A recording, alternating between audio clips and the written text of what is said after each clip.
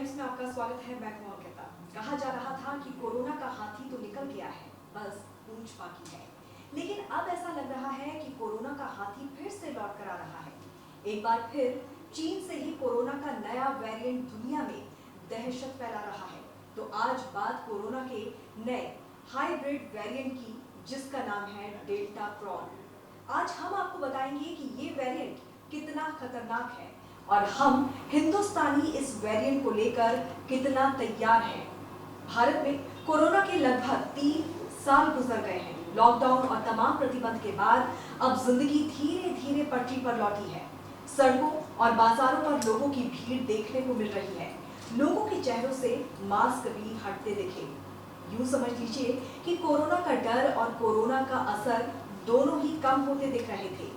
लेकिन अचानक एक नया वेरिएंट फिर से टेंशन देने का काम कर रहा है।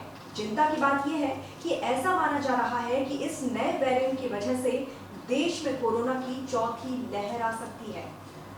विश्व स्वास्थ्य संगठन ने दुनिया भर के लोगों को ये अलर्ट किया है कि कोरोना का नया वेरिएंट 2 वेरिएंट से मिलकर बना है और इसे लेकर अगर लापरवाही बरती गई तो भारी पड़ सकता है।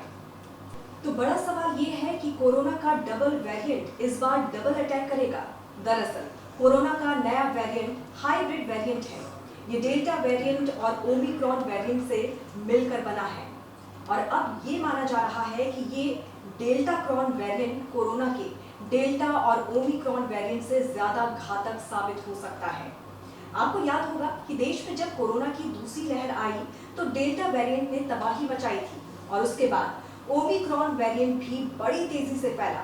लेकिन अब इन दोनों का हाइब्रिड वेरिएंट दस्तक दे चुका है, जिस वजह से भारत में बेहद सतर्कता बरतने की जरूरत फिर से आ गई है। वैज्ञानिकों का कहना है कि ऐसे वेरिएंट की बारीकी से निगरानी जरूरी है ताकि समय रहते इनसे बचाव के तरीकों पर काम किया जा सके।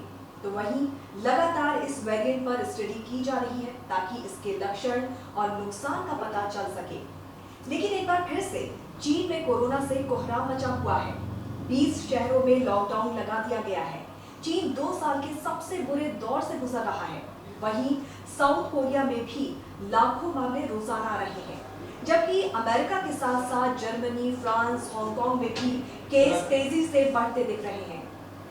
लेकिन भारत के मामले में डॉक्टरों, विशेषज्ञों का ये मानना है कि यहाँ हुए वैक्सीनेशन की वजह से कोरोना संक्रमण और संक्रमितों की मौत में काफी कमी आई है।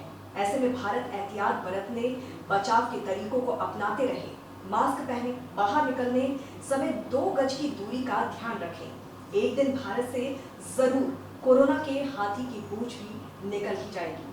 आपको ये रिपोर्ट कैसी लगी जरूर हमें अपने कमेंट के जरिए बताइए और अगर अभी तक आपने हमारा चैनल सब्सक्राइब नहीं किया है तो हमारे चैनल को सब्सक्राइब कर लीजिए। जुड़े रहिए बाकी की अपडेट्स के लिए। नमस्कार।